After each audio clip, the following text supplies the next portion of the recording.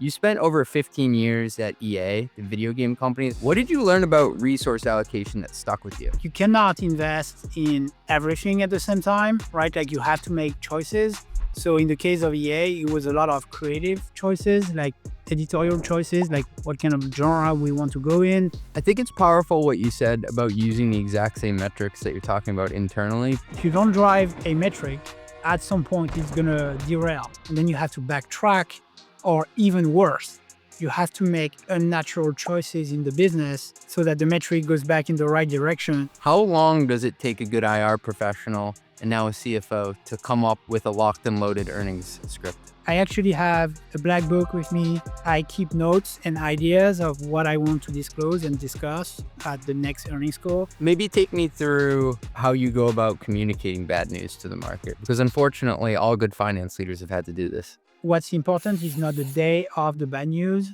it's all the quarters before, educating on your business. Is this thing on? Yesterday's price is not today's price.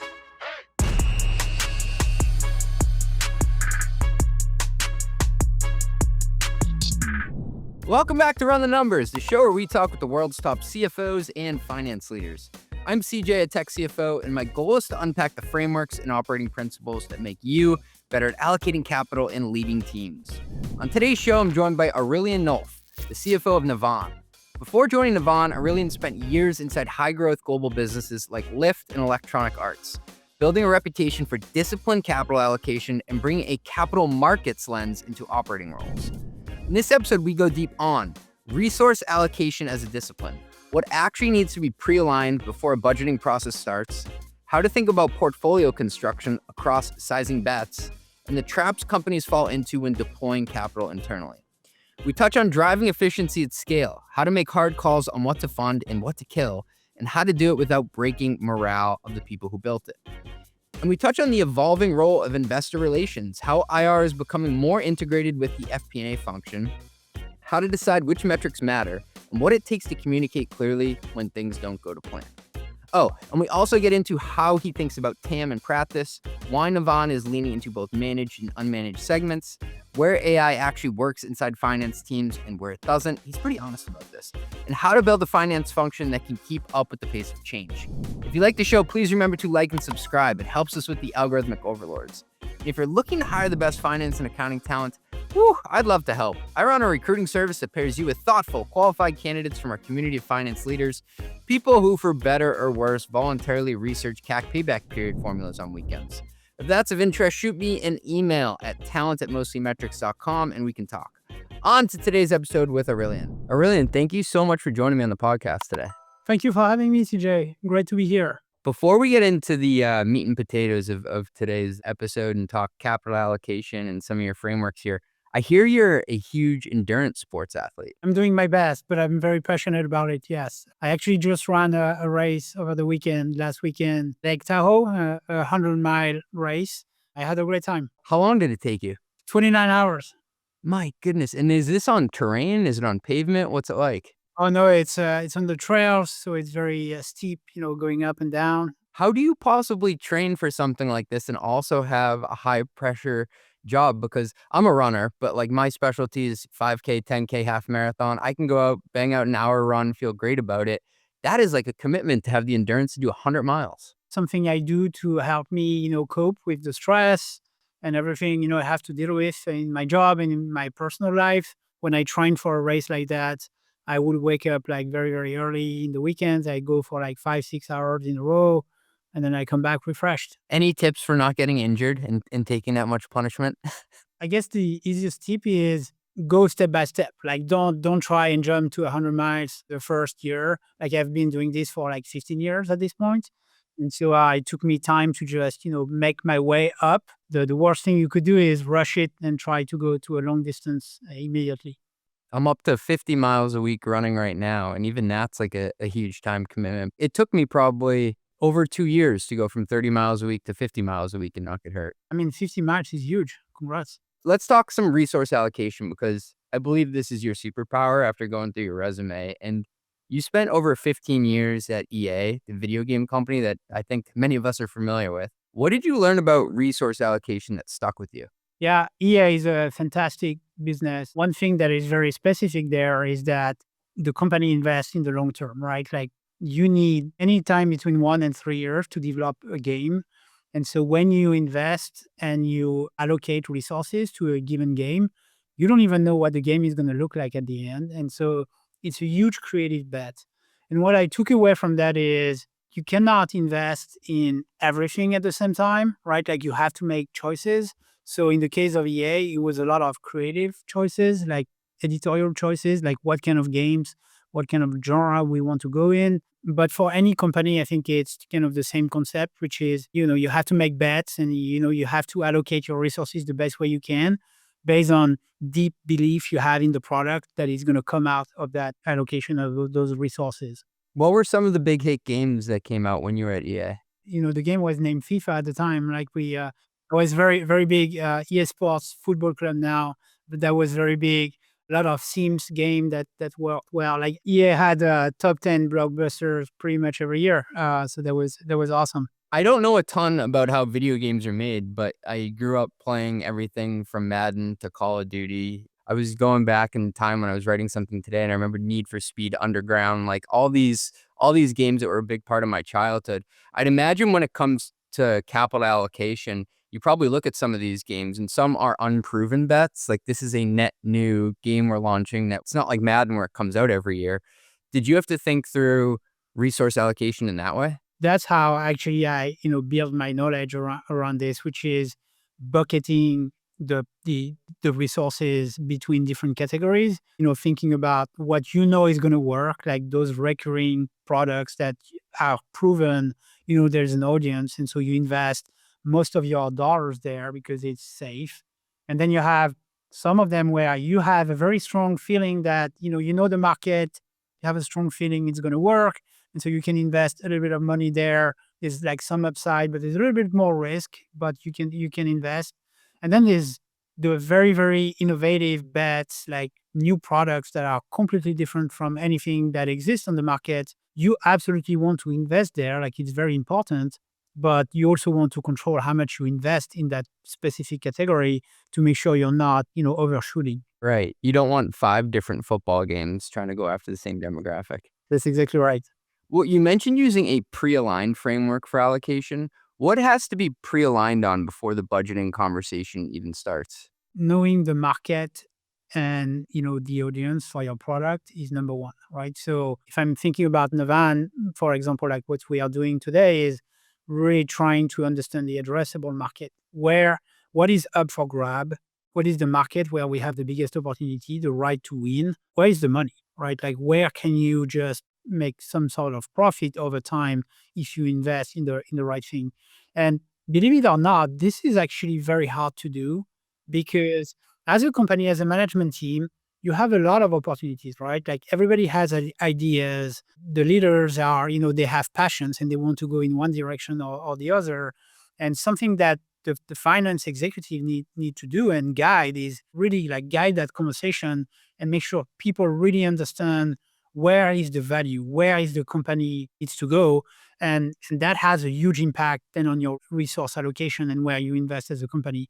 But it's very hard to align an organization in large scale businesses to just go after one thing, two things, not the entire opportunity out there because it's endless. We're going to talk about Navan in a bit and also how you size up TAM. I'm curious, just reflecting on what you just said, is the harder part identifying where the value is, or is that pretty straightforward? Or is the hard part just getting people to agree how you get to that, I guess, pot of gold at the end of the rainbow? Yeah, I would say it's a little bit of both. You need to really understand your market, right? So you need to understand the customers at a very granular level. So you need to understand by cohort, like what are the behaviors of those customers? How much money are they spending? How much money can you extract from those unit economics, right? So you need to really know the market very well. And then, for some products, the product doesn't even exist. So how do you estimate how much money you can make from that product is very challenging. So, the way you go about it is you develop assumptions And then you align the management team on the assumptions that you've been using to size the market. And then you stick to those assumptions to really understand the value in each of those markets. So that's number one, really know your market, really know where you want to go. And then two, you have like endless conversations with, in the boardroom and with the management team around what's really the best market you want to go after, because everything is not about the numbers, right? You need to know about the competition, and you need to know about where this market is going to go down the road. What are the demographics? So there's a lot of inputs to the process. And I would say both are challenging, but both are the foundation of a very good capital allocation strategy. Hey, thanks for listening. We'll be right back after a word from our sponsors. I got news for you. The ERP category is finally getting disrupted. And if you haven't heard of Rillet yet, please pay attention. It's the AI native ERP built specifically to replace NetSuite, and it's already won over hundreds of finance teams. Their mission is to make these zero-day close a reality, and they're actually doing it. We're talking teams closing the books at 1:35 p.m. on the first day of the month. Companies like Windsurf, Mercor, and hundreds of others run their entire finance stack on Rillet. Revenue recognition, close management, multi-entity, native Stripe and Salesforce integrations, woo! Everything a scaling company needs. They've got 5.0 stars on G2. They're backed by A16Z and Sequoia, heard of them, and CPA-led implementations that get you live in 45 days. That is simply unheard of in the ERP space. If your books aren't running as fast as your business, check out Rillet. Book a demo at rillet.com/CJ. That is RILLET.com/CJ. That's me. Maybe the first thought you had when you started a tech company wasn't about scenario modeling or runway management or the fine print of an S1. I love a good S1.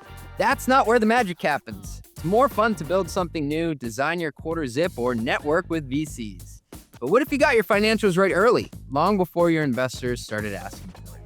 There's no limit to how far you can go and how many headaches you could stave off. Now, that's where EY comes in. EY has been a part of Silicon Valley since, well, it was just a valley.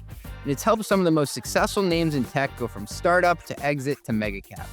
You build the next big thing, and with the teams across strategy, tax, audit, and transactions, EY will help you build your next big thing right. Learn more at ey.com/tech startups. That's ey.com/tech startups. SaaS and AI spend is heating up, and most finance and procurement teams are already searching for shade. Uber burned through its entire 2026 AI budget in 4 months. ServiceNow did the exact same thing. Your vendors are counting on you to sweat through your next renewal and pay more than you should. Cool down your SaaS and AI spend this summer with SpendHound. Through June 12th, qualifying companies that sign up get $500 just for getting started. Teams using SpendHound reduce software and AI spend by up to 30%, using real pricing benchmarks from over 1,200 companies across 10,000 AI and SaaS vendors. So when your next renewal hits, you're not taking the heat. You know exactly what fair pricing looks like and what you should negotiate for. SpendHound also includes on-demand procurement experts who build negotiation strategies, review contracts, and ghostwrite emails on your behalf. That means you can stop getting burned by the tools you need and cut the ones that you don't, before that auto-renewal torches your budget. Rated #1 on G2 in SaaS spend management, SpendHound is free forever for teams up to 1,000 employees and only $10,000 per year for enterprise teams, with $150,000 in savings guaranteed. Don't let your vendors enjoy your summer budget more than you do. Sign up by June 12th and get $500. How's that for a hot deal? Go to spendhound.com/CJ. That's spendhound.com/CJ. And it sounds like what falls out of this is some sort of sizing of bets, right? How do you think about the general split a company should have between the different types of bets that it makes? There's a very good framework out there that many finance executives are using, which is you would typically allocate 70% of your resources to your core business, right? So core business means something is working. You know the audience very well. You have a very strong product. You always want to keep evolving your product, but you know exactly the audience, how to satisfy their needs, how to make money out of this. This needs to capture 70% roughly of your investment. Then you have this second category that I mentioned, which is where you have a very good intuition that this is going to work. You know the market. It's slightly different than the core product, but the risk reward is pretty balanced, right? So you will likely allocate 20% of your resources there. And then the last 10%, well, that's what I call the moonshots, right? So you have no idea this is going to work. That's where you unleash the creativity within an organization is you give them the means, the budgets, the resources to just go after something crazy. It's like a startup. Most of the time it's not going to work. But then if you get one that works, it could be very, very big down the road and help you just capture more of the market. So 70, 20, 10, just to play it back, which of those numbers do companies often have a foot fault and get it wrong? What I've seen in my career, what is very, very typical is companies doing 100, 100, 100. They just go after everything. You have this alignment process. Everybody, generally speaking, everybody is aligned that you need to invest in the core of the business. Then everybody is very convinced that you should go all in on those safe bets. But then nobody wants to give up on anything. Everybody wants to go after all the moonshots, right? That I would say is the typical trap because it's not just about the money, right? It's not just about how much money you can invest. It's also about focusing the organization, the management team, the business on those things that are really going to have a return. And if you're not focused, not only you're going to spend a lot of money, you're also going to lose sight of what is really making money for the company. Well, maybe we can make it real here because when you joined Lyft, I think I have this right, that the company was burning about $1 billion a year. And then when you left a few years later, it was producing $1 billion in profits. So what role did resource allocation play in that swing? That was the biggest part of what happened. I mean, it sounds easy. Obviously, when you have to execute, it's a bumpy road. But the first thing we've done is really refocusing the company on the markets where we knew there was value and an opportunity for us to make money and scale the business. So grow at a profitable rate, right? And so we got rid of a lot of adjacencies, like, side things that, maybe could have been a good idea, but were very, very expensive, very hard to scale, and didn't have any return, right? And so we refocused the company. And I think that's why Lyft is now a very, very successful business. So the 70%, was that locking in on the traditional rideshare business? That's right. Yes. Your core business, focus the organization and the investment and do it very, very, very well. Like nail your core business is something that's applicable to a startup, but also to very, very large companies that, really need to master their core business. And what type of stuff did you put in the 20% bucket? In the 20%, we had things like partnerships, for example. So Lyft was partnering with a lot of companies like United and, Waymo and other things like that. I was just at Disney World. Lyft is the exclusive partner at Disney World, I saw. It's a Minnie Mouse Lyft. That's right. And then what was the 10%? So the 10% were a lot of things you will never hear about because they were moonshots. So many of them never happened. But the breakthrough from a fleet management perspective is coming from one of our moonshots. You mentioned at Lyft, and I'm sure this is true at every company you've been at. You've had to kill something that the company loved. Take me through how you do something like that without crushing morale, because people are personally linked to the things that they work on. CFOs, head of FP&As always have to play bad cop sometimes. The reason is the same. It's focus on things that really matter. And sometimes you have to just let go of maybe something that would have been a great idea and, some engineers were very passionate about. Sometimes it's a perk, right? Like, the company got used to have breakfast, lunch, and dinner for free. And then one day you have to rationalize and it's only going to be lunch, right? And so people would be disappointed. If you step back, usually an idea that was a very, very good idea that's been killed is usually making a comeback at some point, because if it's a good idea, people are going to keep pressing and pushing and pushing. It's not about necessarily killing. It's about sometimes delaying and having the right priorities. And so, yes, it can be a hit to the people that are leading those projects, but at the same time, they're also seeing the company making a lot of progress, generally speaking. So people usually know that it's a good thing. It sounds like there's an art in tying it back to the company's overall priorities. Exactly. I want to get into TAM because I know this is something that you're passionate about. And as a practitioner, what role does TAM play in your long-term planning? It's everything. So knowing what your addressable market is, it's the step one of any planning process. And I'm thinking about strategic planning, long-term financial planning, That's step one, is really understanding where the money is, where is the opportunity. At Navan, for example, the team spent a lot of time really trying to understand how much is the size of corporate travel, right? How big is the opportunity? And then step by step, you start slicing that opportunity between different subcategories. And that's where you plug in your strategy to just tap into those opportunities. As a CFO, knowing that our TAM for Navan is $185 billion, and that my revenue, we would just get it to roughly $800 million of revenue. We are growing very fast, but we are just scratching the surface when I look at the TAM. It's very interesting to know that at some point, when we're going to scale that business very significantly, when you reach some sort of penetration of your TAM, then you need to go after a new TAM and think about expansion and new opportunities. It sounds like you're saying that TAM is incredibly important. However, it's only the starting point. So do you look at it like a TAM, SAM, SOM, not to go all acronym on you there, or is it going into segments by what type of user this is, whether it's B2B, B2C? How do you start to slice something so big up? The way we've been doing that is we sliced the TAM between what we call is the managed side of the TAM. So think about all those companies that are signing a contract with a travel agency to manage their T&E. For us, that's $30 billion.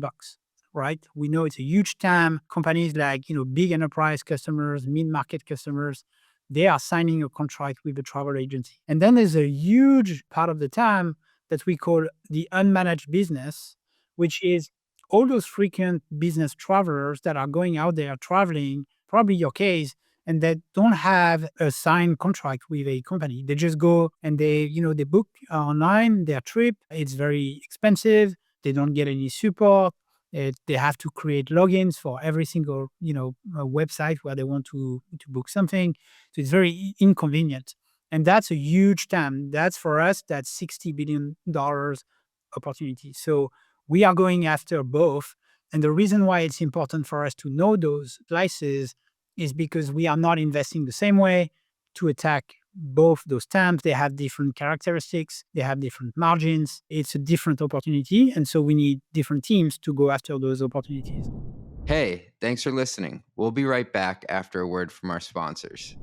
Most finance teams aren't underperforming. They're actually under-equipped. The problem isn't the people. It's what they're being asked to do.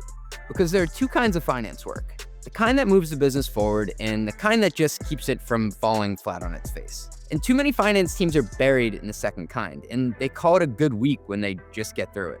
Expense reports that take longer than the trips they cover, spend policies living in PDFs that no one reads, a 3-day approval process for a $40 receipt. That's a lot of burritos, but not worth it. Month-end close that stretches into weeks. These aren't edge cases, they're the default state of finance at most growing companies. And the cost isn't just the time, it's what your best people aren't doing while they're buried in the wrong work. You become what you spend on. And right now, too many finance teams are spending on maintenance instead of momentum. And that is why I use Brex, agentic finance that captures receipts automatically, enforces policy before the spend happens, and closes your books in minutes rather than weeks.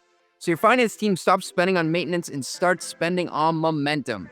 35,000 companies like OpenAI, Coinbase, Anthropic, and DoorDash already run on Brex because high-density talent deserves some high-leverage systems. It's time to get Brex AF. Can't believe they let me say that. Learn more at brex.com/metrics. That is brex.com/metrics. I've seen a lot of FP&A tools, and Aleph is one of the few that gave me that aha moment within minutes. I remember watching their founder, shout out to Albert, connect my NetSuite data and build me a full P&L live in minutes. Aleph is now trusted by hundreds of leading companies. I've had the CFOs from Turo, 8Sleep, Zapier, and more on the pod, and every one of them is a huge advocate. I also just published my second annual CFO Tech Stack report, and Aleph has been on the podium both years, including a #1 finish in the $50 to $100 million segment this year. Instead of being just another planning tool, they built a real enterprise-grade data foundation for finance, implemented at startup speed with AI-native workflows woven into its DNA. All your systems, ERP, CRM, HRIS, ATS, product usage, and more, powering one clean, governed data layer that finance can actually trust. And with AI moving as fast as it is, they're pushing even further. MCP, custom AI chatbots, AI-powered variance analysis, and the list keeps growing. Try it with your own data at getaleph.com/run. That is GET aleph.com/run. Tell them CJ sent you. So here's a pattern I keep running into when I talk to finance leaders at fast-growing companies. You've outgrown the spreadsheets. You've probably outgrown your billing tools built in RevRec, but you're not quite at the point where you can throw a 20-person team at the problem either. That's exactly the danger zone RightRev owns. RightRev is revenue recognition done right. It handles the messy stuff like high-volume subscriptions, usage-based contracts, and mid-contract upgrades. The things that break your ERP and the billing platform bolt-ons. Here's the thing though, your sales team isn't slowing down for you. They're closing ramp deals, usage commitments, and mid-quarter upgrades. And the longer you wait to fix the engine, the further behind you fall. So stop scrambling at month end and stitching together allocations across 3, 4, 5 spreadsheets to just have the numbers ready. Well, that's it. That's the whole pitch. CFOs tell me it's like a glow up for the revenue books. That sounds like where you are right now. RightRev is worth the look. Head to rightrev.com/CJ. That's rightrev.com/CJ. Check them out. Well, take me into focusing on unmanaged, because that actually seems counterintuitive to what many companies who are out there whale hunting in the enterprise would do. Why is that the right move? So as I said, the biggest part of the business is actually unmanaged. And the reason why it's a great opportunity is nobody is serving that addressable market the way we are doing it, right? So we just released Navan Edge, which is kind of a travel agent in your pocket that is doing everything around your planning, your trip, your flights, your hotels. The system looks at your calendar to make sure they select the right hotel for you, give you they know you. So the system knows that, you're a United or a Delta flyer. They're going to make the best recommendations for you. And so this is a wide field for us and a huge opportunity as we have this, tech advantage, like we are the best solution out there. We are going all in after that market.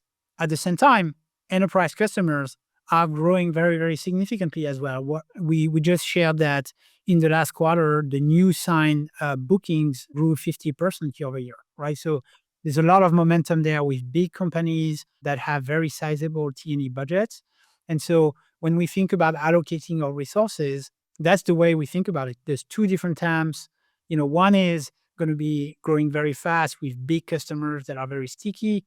The other one is huge opportunity, but with smaller customers that have, lower spend on a per unit basis. I love this because we're able to tie it back to the start of the conversation on resource allocation. So you probably sit down and you have to look at your headcount roster and even how you're deploying AI and how much you're investing there and say, well, which part of this is going to manage versus unmanaged? That's exactly right. And we do the same with our marketing budgets, right? Like, where do we get the best return? How do we want to allocate the dollars between those two markets? That's the conversation we are actually having every week as a management team.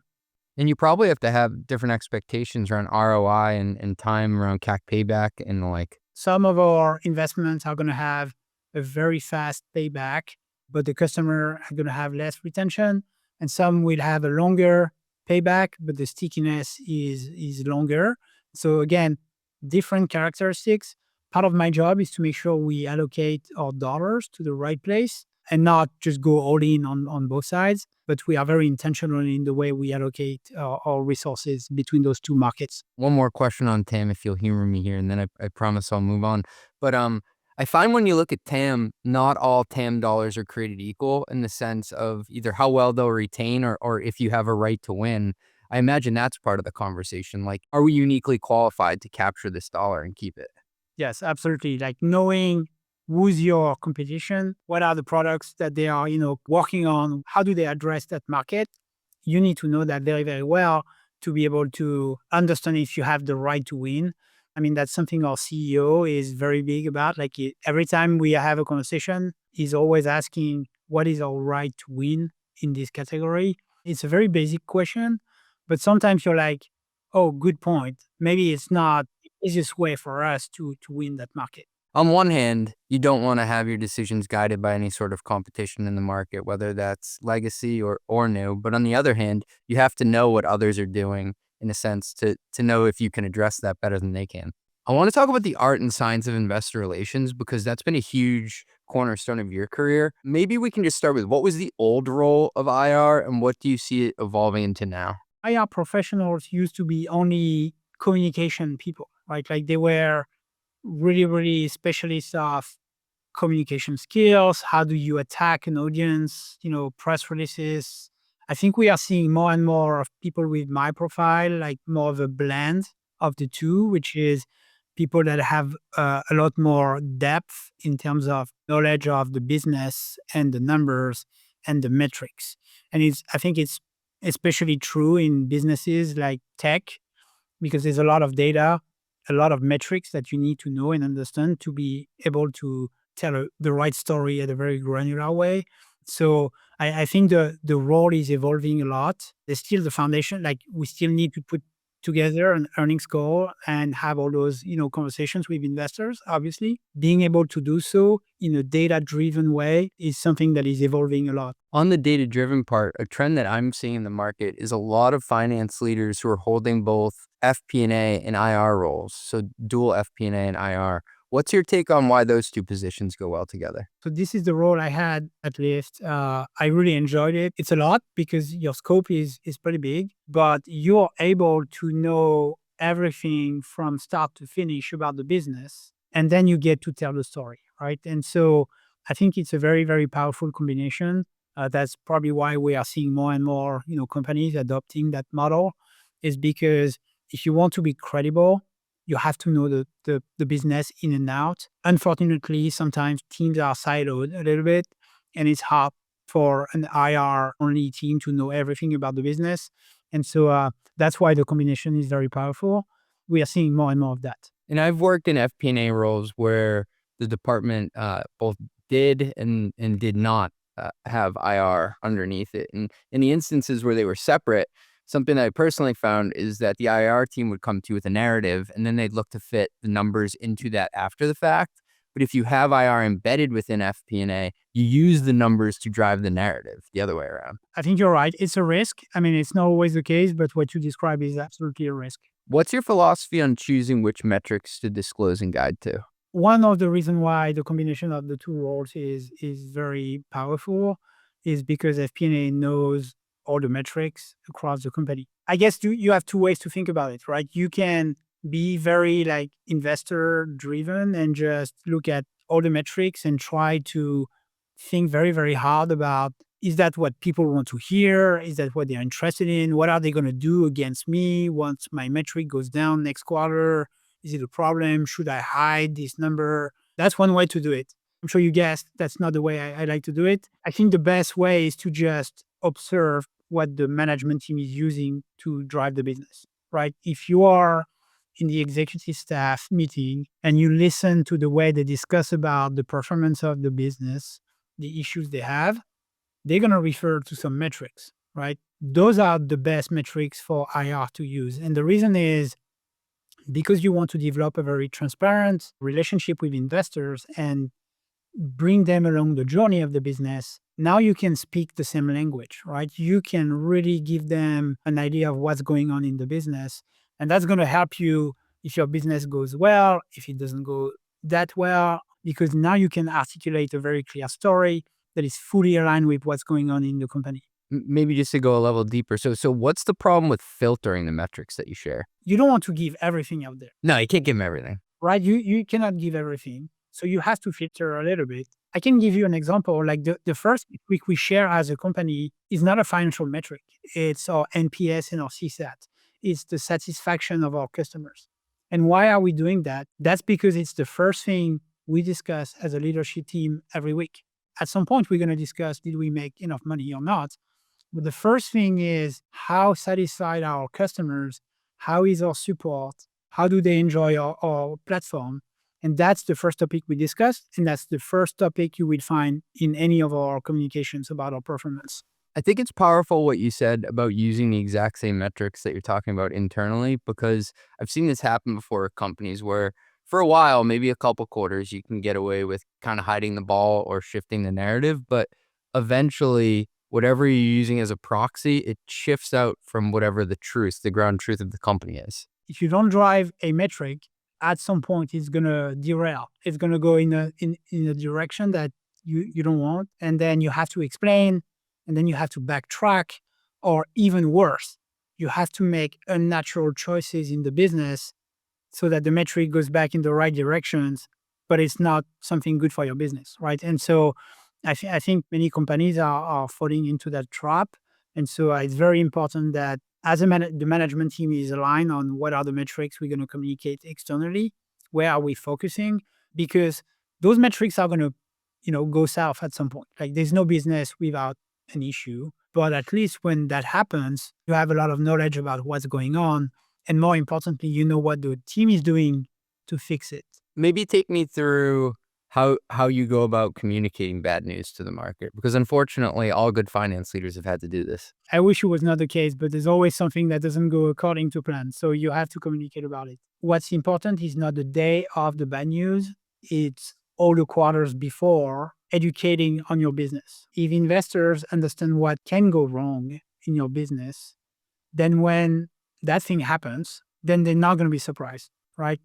What people really hate is surprises. When it comes to investing their money, they have like unlimited options to invest, right? And so if they're going to select your company, they want to understand what are the risks, what are the opportunities. And so it's very important that you bring them along that journey and everybody is clear about the risks in the business. So that's number one, because when that event happens, then you can just, say, hey, this risk is happening, but this is what we're doing about it. And so you're not going to avoid some pressure on your stock and, pressure from investors. Like that doesn't happen. Watching today, great names, great companies that are have a very tough day on the market because they had a tough earnings score, but they're going to bounce back.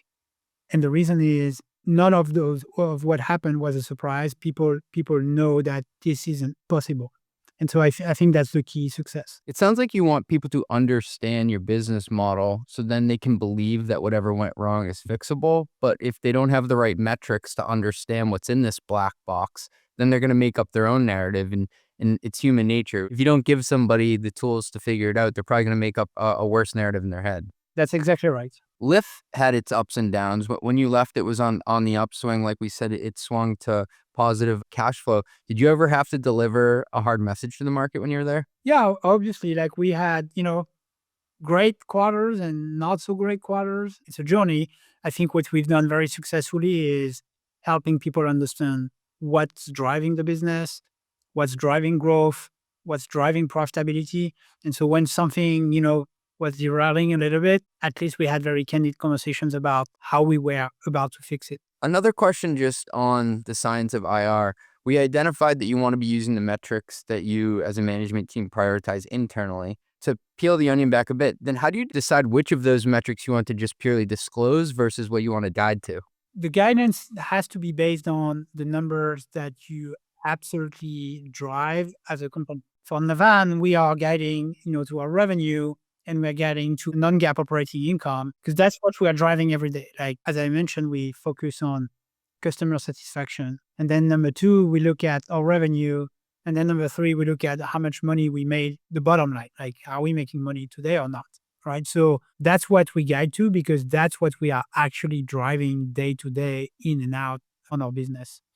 And then the metrics you disclose, they are providing some color on the business, right? So it's not something you want to commit to, but sharing those metrics help people understand the context of your business. What are the forces that are pushing the business in one direction or the other? That's why you want to disclose those additional metrics to investors. And then as an IR professional, will you kind of broker with the CFO and CEO like, hey, we're going through a business model shift right now. We should probably add another metric to disclose to take people along for the journey? Yes, totally. I mean, companies are doing that all the time. There's like processes when you want to disclose a new guidance. That's heavy and, a lot of people are working on that. But giving new color on a business to share more context is something we do all the time. Every quarter, I like to come up with, something new and help people understand the way we think about our business. We can strike this question if there isn't a good answer, but how long does it take a good IR professional and now a CFO to come up with a locked and loaded earnings script? It's something I'm working on all the time. Yeah? I actually have, a black book with me And I keep notes and ideas of what I want to disclose and discuss at the next earnings call. So not just end of quarter, you're saying throughout the quarter you do this. Exactly. And then at the end of the quarter, once the books are being closed, then we have a formal process where, IR is going to draft a document, and then there's going to be iterations and reviews. And then, we change, the messaging is changing a little bit. But the backbone of the story is being created, throughout the quarter. I love that you're an analog guy, that you write it down on a piece of paper. Yes, I'm very old school. Let's talk a bit about the role of AI, because you had a great line when we were preparing for this, that we can vibe code anything except what I'm working on right now. Well, what does that mean?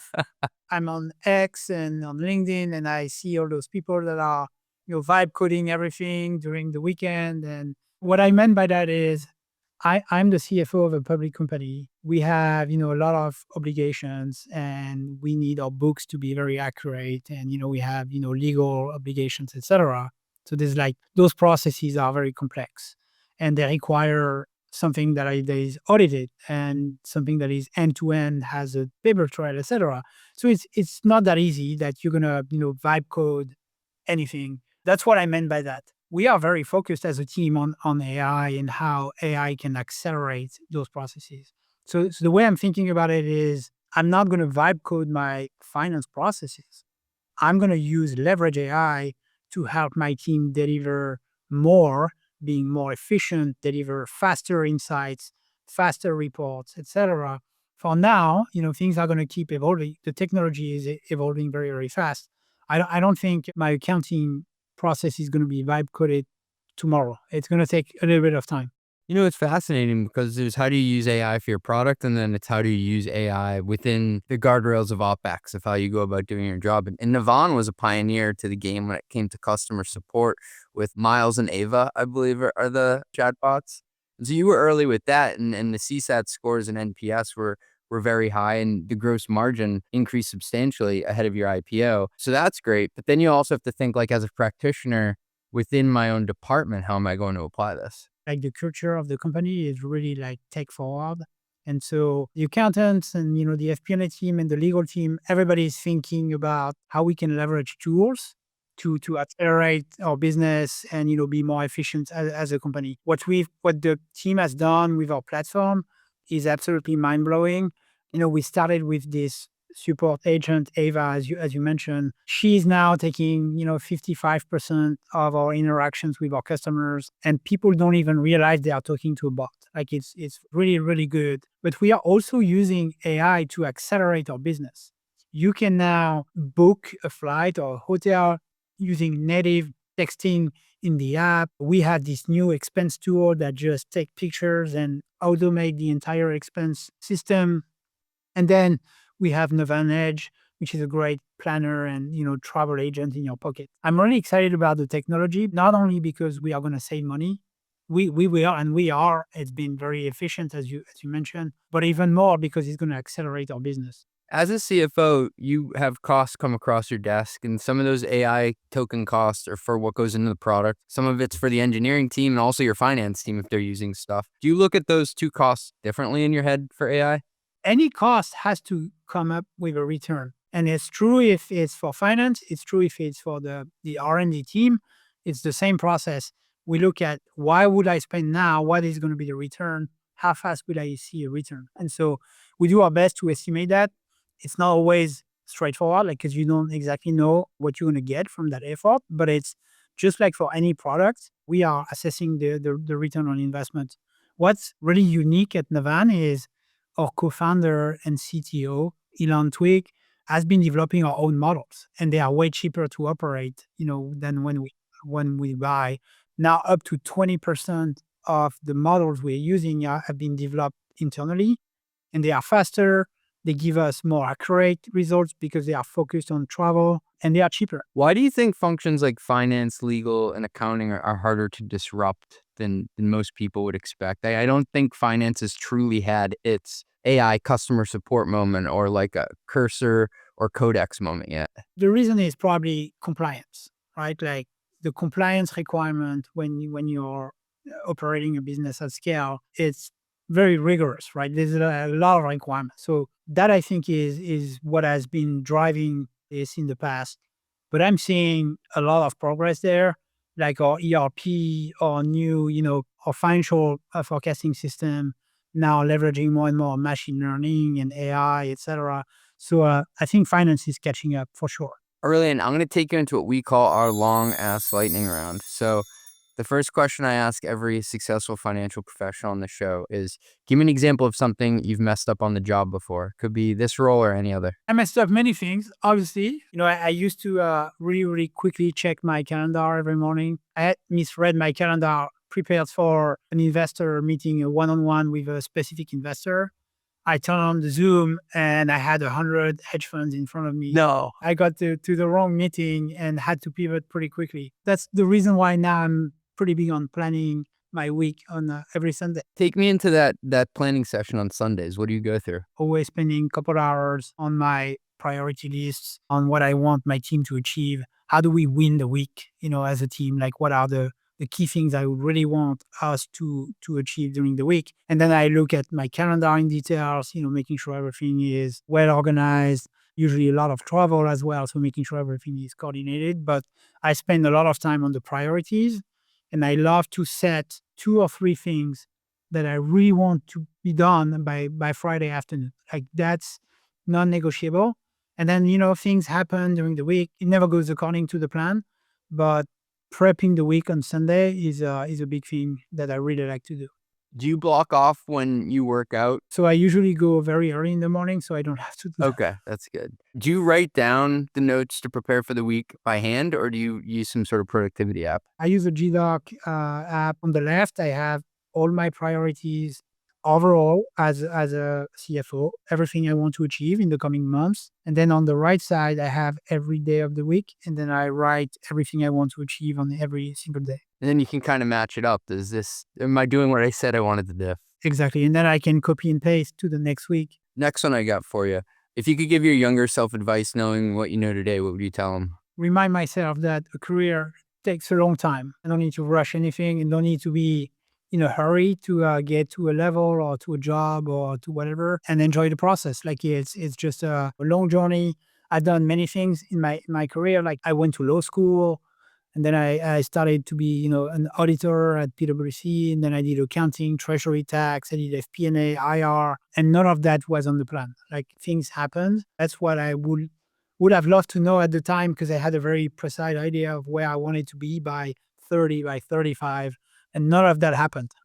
You're a masochist, my friend, saying, hey, I don't really like this legal thing. Let me do audit. That's exactly what happened. Well, you figured it out. Can you walk me through your finance software stack? What tools does your team use to get the job done? It's going to be self-bragging a little bit, but what we use a lot is Navan. I figured. What I really love is the expense and payment functionalities. My FP&A and my accounting teams are leveraging that a lot because we travel a lot as a company, right? We have a sizable sales team that are visiting our customers. So that's cool per se. We use the platform, but then we use the expense and payment solutions and everything is automated. All the checks, all the approvals are automated, all the accounting, the reconciliation. So that's the number one software I would mention.